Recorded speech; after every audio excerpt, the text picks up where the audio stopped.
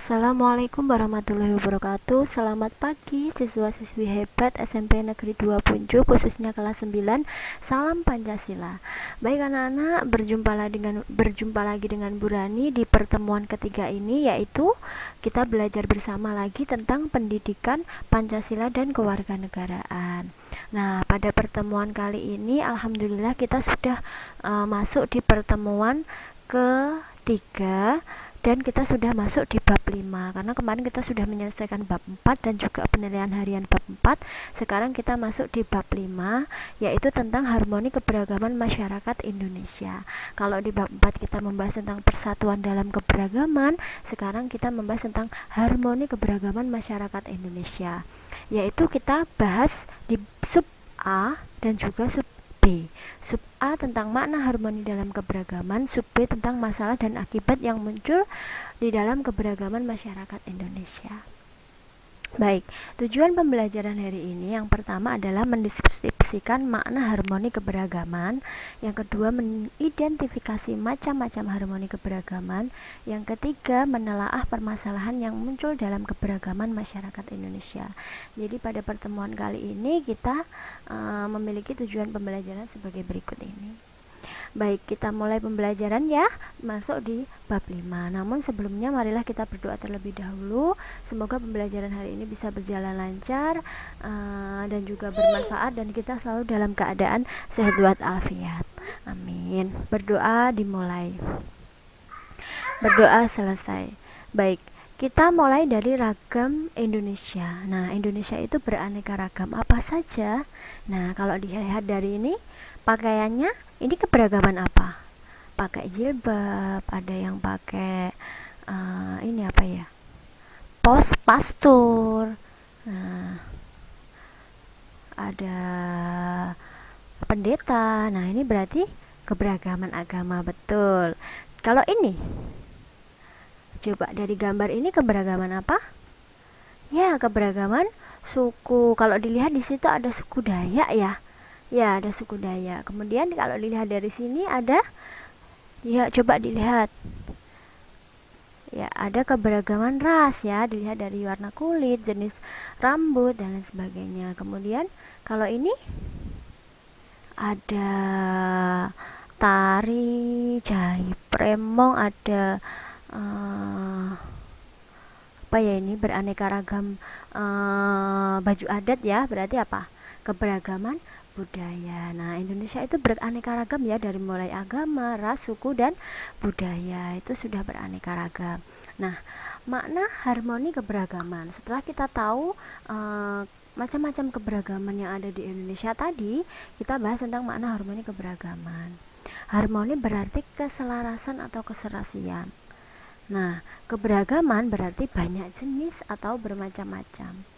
Harmoni keberagaman kalau disimpulkan berarti keserasian dalam perbedaan di dalam masyarakat Indonesia. Jadi artinya bahwa masyarakat Indonesia itu adalah masyarakat yang majemuk, masyarakat yang multikultural, masyarakat yang bermacam-macam dari mulai agama, suku, ras, agama, dan golongan.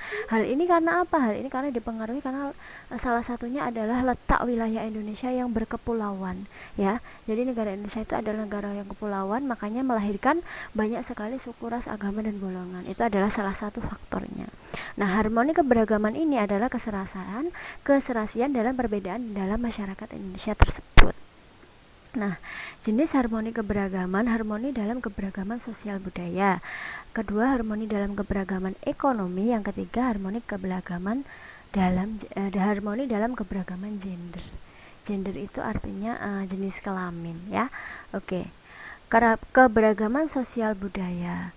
Keberagaman suku, agama, ras, budaya, tradisi, pendidikan, ekonomi itu melahirkan bermacam-macam. Jadi keberagaman sosial budaya itu melahirkan bermacam-macam, diantaranya mata pencaharian masyarakat, kemudian status sosial, kemudian kedudukan dan jabatan. Nah, jadi antara wilayah satu dan wilayah yang lain itu memiliki mata pencaharian yang berbeda-beda sesuai dengan kondisi wilayahnya. Ada yang petani, ada yang pedagang, ada yang nelayan, ada yang pengusaha, dan lain sebagainya. Kemudian status sosial, kemudian kedudukan dan jabatan. Ini adalah akibat dari keberagaman sosial, keberagaman suku, agama, dan ras. Kemudian juga ada keragaman budaya seperti alat musik tradisional, senjata tradisional, rumah adat, lagu daerah, pakaian adat, bahasa daerah, makanan, dan lain-lain.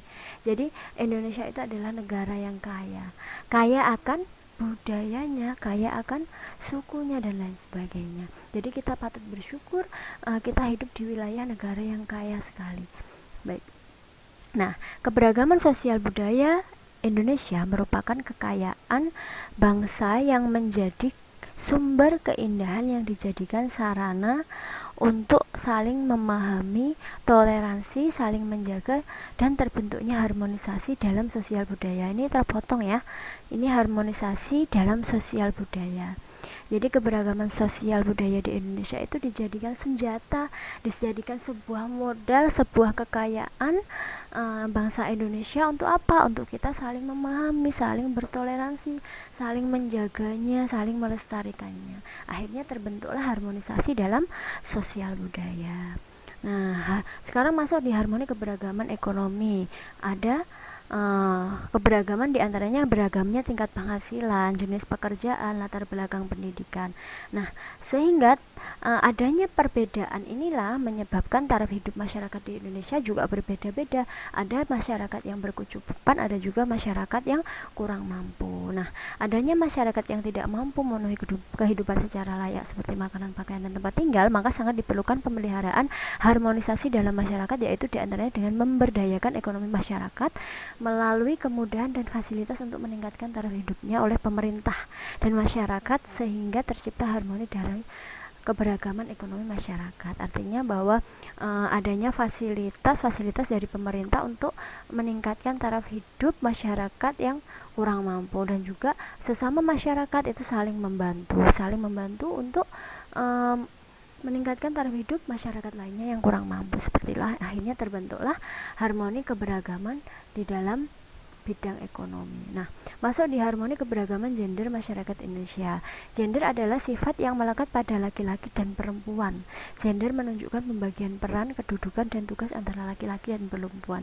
Gender itu artinya kodrat laki-laki dan perempuan. Nah, tradisi kaum terdahulu ya, pada zaman dahulu wanita itu dibelenggu, wanita itu dianggap kaum yang tidak yang kerjanya hanya di belakang, artinya di dapur. Namun banyak sekali para pahlawan perempuan seperti Cut Nyak R.A. Kartini dan sebagainya.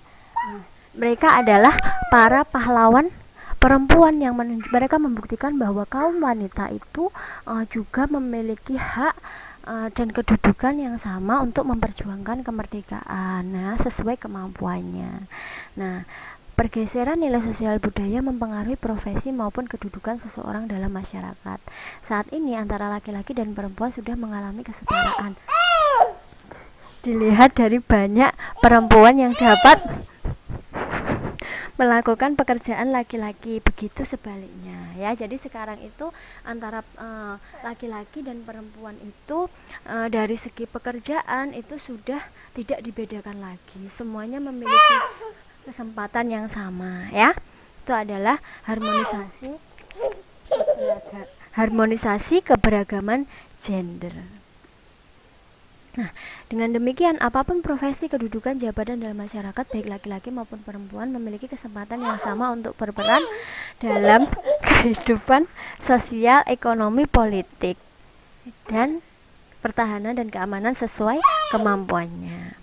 Nah, permasalahan dan akibat yang muncul dalam keberagaman masyarakat Indonesia ya. Jadi karena adanya keberagaman pasti tentunya ada permasalahan yang muncul ya. Faktor penyebab masalah sosial, ada faktor ekonomi, tidak tercukupnya kebutuhan hidup seperti makanan, pakaian, tempat tinggal, merasa kurang puas dan lain sebagainya. Faktor budaya, perkembangan teknologi, masuknya budaya asing yang diterima tanpa disaring sehingga menyebabkan krisis identitas. Faktor biologis, kurang gizi, penyakit menular akibat kurangnya fasilitas kesehatan yang layak, kondisi ekonomi dan pendidikan masyarakat yang kurang. Faktor psikologis, luapan emosi yang diakibatkan kondisi atau beban hidup yang berat, mudah tersinggung, penggunaan narkoba dan lain sebagainya. Ini adalah faktor-faktor penyebab terjadinya masalah sosial di dalam keberagaman masyarakat. Nah, unsur-unsur sistem sosial budaya dalam bukunya C. Krugson, dalam buku C. Krugson itu dia mendeskripsikan unsur-unsur sistem sosial kebudayaan. Ada sistem agama, kepercayaan atau religi, dan upacara keagamaan. Ya, di dalam kehidupan masyarakat, kegiatan keagamaan sudah menjadi budaya di Indonesia, terutama kegiatan memperingati hari besar keagamaan. Maka dalam menyelenggarakan upacara keagamaan diperlukan sikap toleransi, kerjasama, dan menghormati untuk menghindari terjadinya konflik seperti perayaan Hari Raya Idul Fitri, perayaan Natal, perayaan Tahun Baru Cina, dan lain sebagainya. Sistem masyarakat dan organisasi kemasyarakatan. Organisasi kemasyarakatan berarti organisasi yang dibentuk masyarakat secara sukarela berdasarkan kesamaan tujuan, yaitu untuk membangun NKRI berdasarkan Pancasila. Nah, jadi ormas-ormas seperti seperti NU, kemudian organisasi Nahdlatul Ulama, kemudian organisasi-organisasi kemanusiaan lainnya, ya. Kemudian ada sistem pengetahuan. Semakin tinggi pengetahuan akan semakin mudah melakukan peradaban. Bahasa sebagai alat komunikasi penyampaian pesan dalam masyarakat sehari-hari. Kemudian sebagai identitas bangsa, yaitu sebagai bahasa nasional, bahasa daerah sebagai bahasa kehidupan sehari-hari, bahasa internasional sebagai komunikasi internasional. Kemudian ada arus globalisasi saat ini mengakibatkan krisis identitas, di mana bahasa daerah menjadi bahasa yang asing di daerah sendiri karena tidak pernah lagi digunakan. Bahasa sehari-hari menggunakan bahasa gaul yang cenderung tidak pantas atau melanggar norma. Jadi ini adalah akibat dari penerimaan budaya asing tanpa disaring dulu, tanpa disesuaikan dengan kebudayaan Indonesia. Kemudian sistem mata pencarian, ada yang peternak, pedagang, pertanian, berburu, menangkap ikan, dan lain sebagainya. Sistem teknologi dan peralatan.